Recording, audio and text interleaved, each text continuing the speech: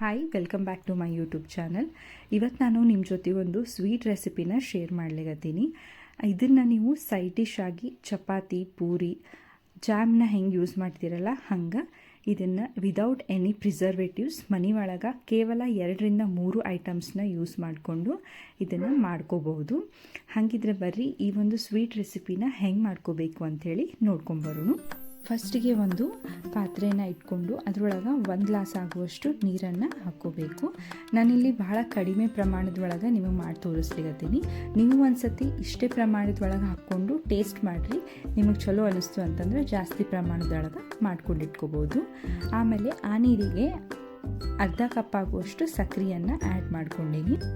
ಈಗ ಸ್ಟೋವನ್ನು low flame ಒಳಗೆ ಇಟ್ಕೊಂಡು ಸಕ್ಕರೆ ಪಾಕ ಆಗೋವರೆಗೂ ಇದನ್ನು ಈ ರೀತಿಯಾಗಿ ಕಂಟಿನ್ಯೂಸ್ ಆಗಿ ಕೈಯಾಡಿಸ್ಕೋತಾನೆ ಇರಬೇಕು. ಈ ಸಕ್ಕರೆ ಪಾಕ ಆಗಲಿಕ್ಕೆ ಒಂದು 10-15 ನಿಮಿಷ ಟೈಮ್ ತೊಗೋತದ. ನನಗಿಲ್ಲಿ ಎಕ್ಸಾಕ್ಟ್ಲಿ ಹೇಳಬೇಕು ಅಂತಂದರೆ 15 ಮಿನಿಟ್ಸ್ ಟೈಮ್ ತೊಗೊಂಡಿತ್ತು ಪಾಕ ಕರೆಕ್ಟಾಗಿ ಹದ ಬರಲಿಕ್ಕೆ.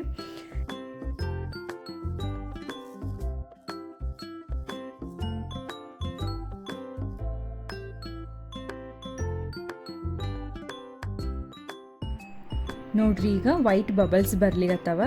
ಈಗ ಪಾಕ ಆಗ್ಯದ ಅಂಥೇಳಿ ಅನಿಸ್ಲಿಗತ್ತದ. ಇದನ್ನು ಚೆಕ್ ಮಾಡಲಿಕ್ಕೆ ನಾನು ಒಂದು ಸಣ್ಣ ಪ್ಲೇಟ್ ತೊಗೊಂಡು ಅದರೊಳಗೆ 1 ಸ್ಪೂನ್ ಆಗುವಷ್ಟು ಪಾಕನ ಹಾಕೀನಿ.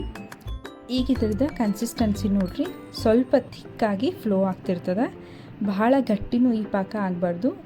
ಈ ವಿಡಿಯೋ ಒಳಗೆ ನೋಡ್ಲಿಗತ್ತಿರ್ತಂಥ ಕನ್ಸಿಸ್ಟೆನ್ಸಿ ಇತ್ತಂತಂದ್ರೆ ಪಾಕ ಕರೆಕ್ಟಾಗಿ ಆಗ್ತದೆ.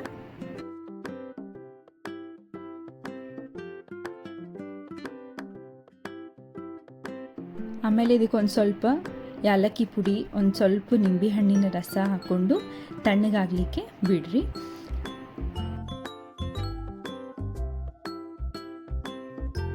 ನೀವಿಲ್ಲಿ ನಿಮಗಿಷ್ಟ ಆಗುವಂಥ ಡ್ರೈ ಫ್ರೂಟ್ಸ್ನ ಇದ್ರೊಳಗೆ ಆ್ಯಡ್ ಮಾಡ್ಕೋಬೋದು.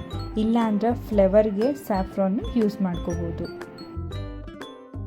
ನಾನಿಲ್ಲಿ ಬಾಳೆಹಣ್ಣನ್ನು ಸಣ್ಣ ಪೀಸ್ಗಳನ್ನಾಗಿ ಮಾಡಿಕೊಂಡು ಆ್ಯಡ್ ಮಾಡೀನಿ. ನೀವು ಬಾಳೆಹಣ್ಣದ ಬದಲಾಗಿ ಪೈನಾಪಲ್ ಪೀಸ್ಗಳನ್ನು ಇದ್ರೊಳಗೆ ಆ್ಯಡ್ ಮಾಡಿದ್ರೆ ಇದ್ರ ಟೇಸ್ಟ್ ಇನ್ನೂ ಚಲೋ ಅನ್ನಿಸ್ತದೆ.